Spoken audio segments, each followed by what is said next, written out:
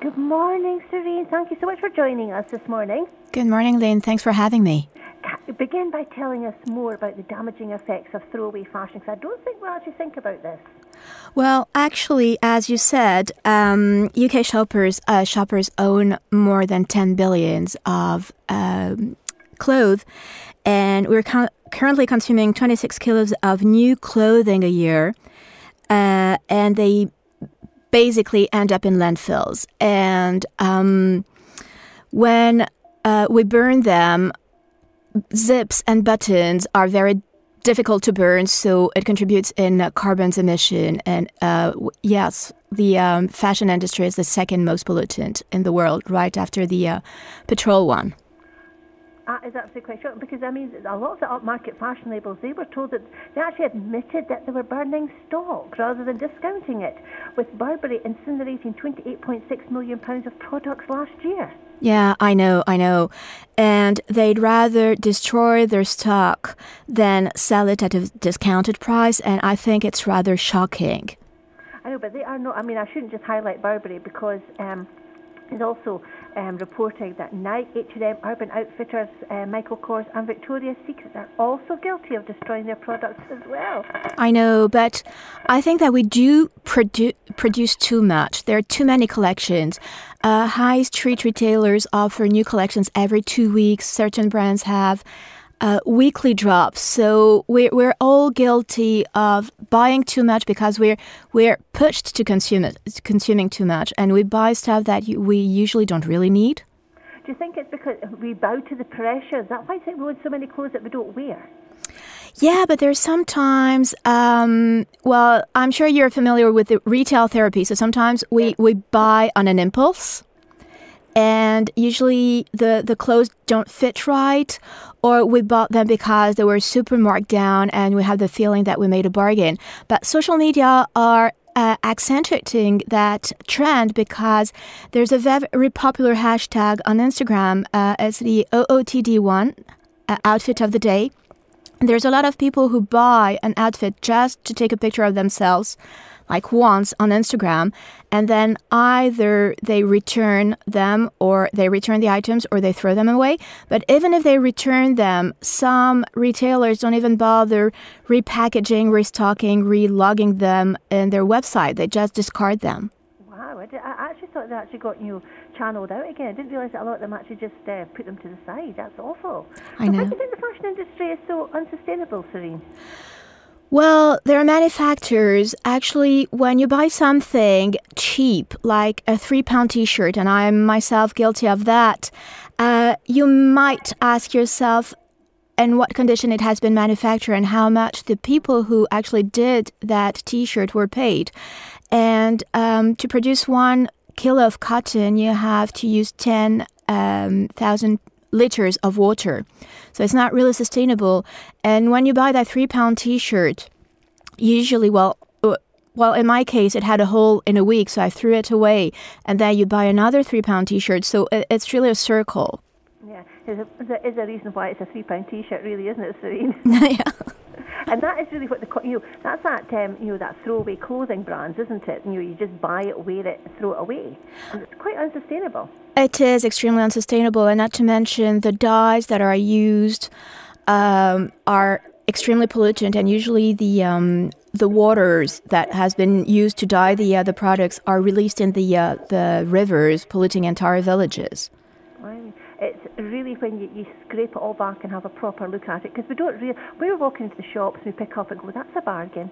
We don't think, do we? No, we don't, but I understand in that economy in particular, we're all drawn to buy like attractive priced product. But if you come to think of that, actually my great-grandmother used to tell me I'm not rich enough to buy cheap, and she was right, because you'd rather buy a good quality product. I'm not saying an expensive one, but a good quality product that would last, rather than buy 5 that you will throw away after a week.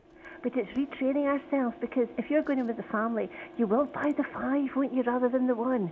We'll just totally have to retrain ourselves. Yes, exactly. We have to rethink and buy less but buy better. Yeah, absolutely.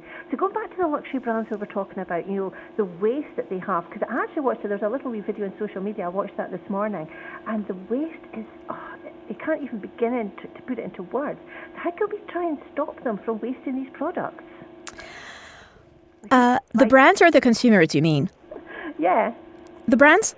Yeah, the luxury brands. Well, actually, some luxury brands are very good at finding sustainable materials, like Stella McCartney, for example. She's a champion in that, and she has she's come up with vegan leather rather than animal one. But some luxury brands produce too many collections a year, and the market cannot absorb 6 collections a year, or we cannot absorb drops every Fridays. So I think that they should produce less.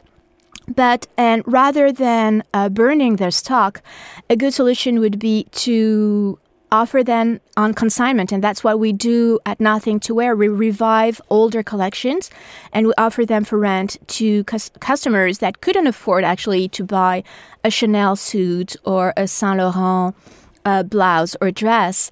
And there's a paradigm in fashion, because the more expensive your outfit, the less you're going to wear it. How many times can you wear a black tie dress? Absolutely, yeah, exactly. You're just spot on there. How can we make changes towards a sustainable fashion? I was having a wee look at it. It actually says, you were saying, there's some ethical luxury fashion designers out there. Yes, there's a lot of them that are tapping into the sustainable fashion side of it, because we cannot continue to consume the way we do. We're going to hit a wall, and our resources are limited, unfortunately. So we really have to rethink. And there's a lot of manufacturers that made organic fabrics now. And there's even a brand called G-Star, a denim brand, that doesn't use rivets anymore because they're not sustainable. You cannot burn them. Okay, I was having a look at Rag & Bone as well. They do the denim recycling program as well. Exactly. Yeah, there's quite a few of them out there. So if we could try, the thing is as well, Serene, if they could make their prices just a little bit more affordable, do you think we would veer towards these sustainable fashions? True, but why don't you rent them? Yeah. That's another way for luxury brands to reach new designers, and that's what we do with Nothing to Wear. We offer luxury designer items for rent, and usually it's for a fraction of the price. It's 15% of their market price. Right. So basically, for a Zara dress, you can rent a luxury designer one. How does it work then? How long do I get to rent the dress for, or what happens? You can rent it for 4 or 8 days, depending on your needs. And we can even declutter your closet. And if you do have some designer items that you're not wearing, you can monetize them with us, because you'll get a fraction of the rental fee and give them a new life.